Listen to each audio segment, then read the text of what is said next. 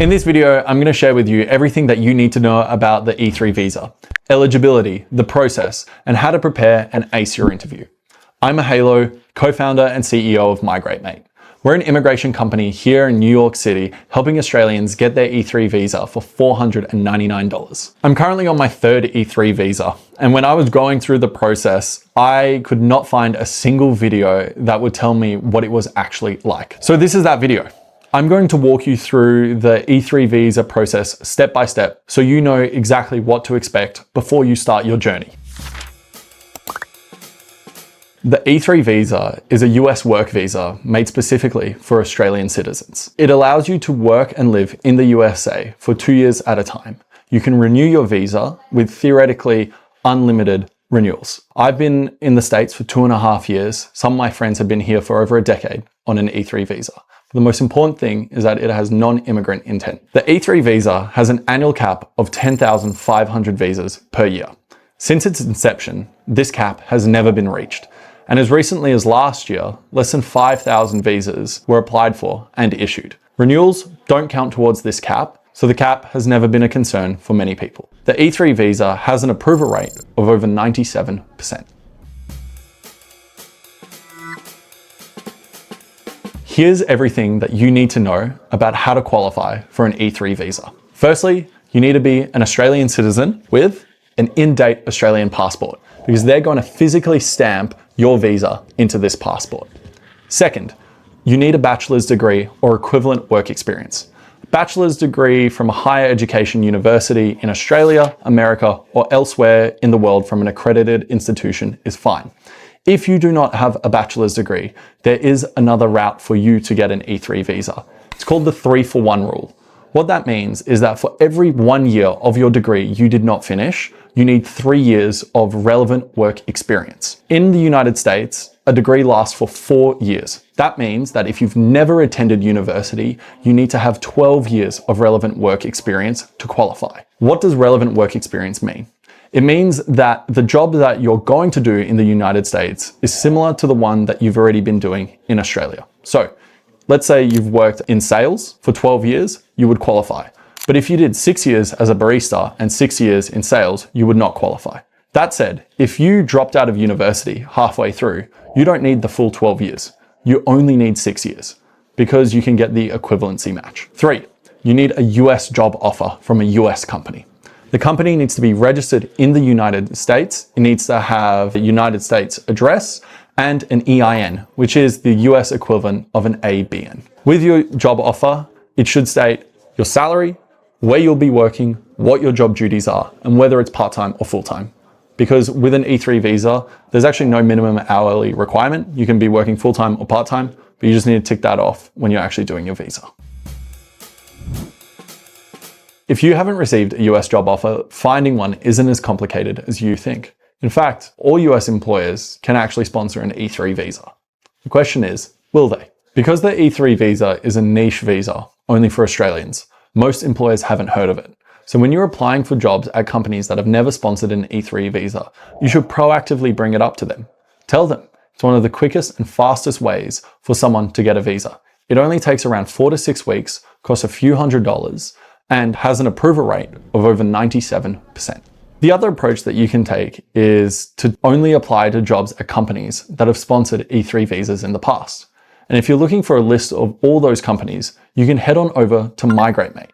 We have a job board with thousands of jobs across America that sponsor E-3 visas, as well as all other visa types. We make sure to only show companies with a history of visa sponsorship. If you've received a US job offer, congrats. Now it's time to get your E-3 visa process started. The first step is to file a labor condition application.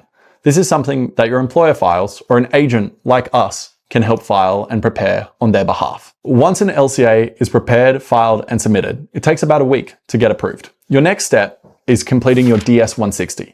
This is a document that is all about you, your background, your family, and a few security questions. The DS-160 takes a couple of hours to complete and doesn't require any approval time at all. Once you've completed your DS-160, it's time to book your visa interview.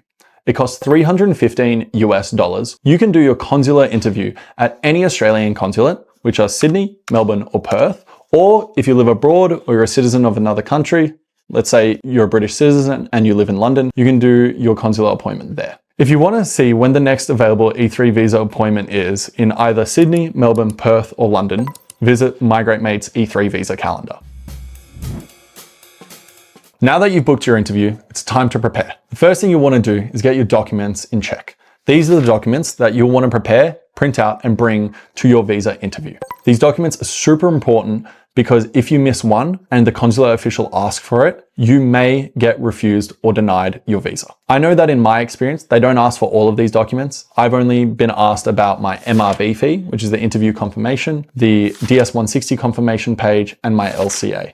But you never know what they're going to ask for on the spot, so come over prepared. You must also not forget your passport, because they will physically stamp your visa into your passport, and you should always bring a physical version of your passport style photo, which is 2 inches by 2 inches. US consulates have strict security rules about what you can and can't bring into the consulate. We've got a list here of a few common things, but you should check before you go into your consulate what you can and can't bring. Your visa interview package, as long as it's all paper and all printed, should be fine. Think about the visa interview like a job interview. What would you wear to a job interview? You don't want to keep it too casual, no shorts, no thongs. Business casual is fine, and you don't need to go overly formal, like being a suit and tie. On the day of your interview, you'll want to arrive at least half an hour to an hour early. And the reason for this is because you are going to go through a very strict security checkpoint. It's almost like airport security. In my experience, this is what happened. Before you enter, they'll ask you, do you have an interview? And you'll need to prove it. The way to prove it is by showing them your MRV receipt, which is your interview confirmation receipt. Once you show them that, they'll let you in. They'll scan your DS-160 to confirm you are who you say you are, and then you'll go through a security checkpoint. Just like airport security, everything that you have on you will go through a metal detector. You might be patted down, and then you'll be let through to the actual consulate itself. You'll be directed at the consulate on exactly what you have to do. E3 visa processing at Australian consulates follows a two-step format. Step 1, document check and fingerprints. After clearing security, you will go through a window for document verification and biometric collection. During this step, a staff member will review your documents to make sure that you have everything that you need. Your fingerprints are likely to be collected, and a photo of you will either be taken or compared against your DS-160 image. Once you pass this, you'll join the interview queue, which is the second step. You might be waiting in the queue from 15 minutes to an hour. It really depends on how busy the consulate is that day. If you have your phone on you, it may be tempting to go on it, but please do not.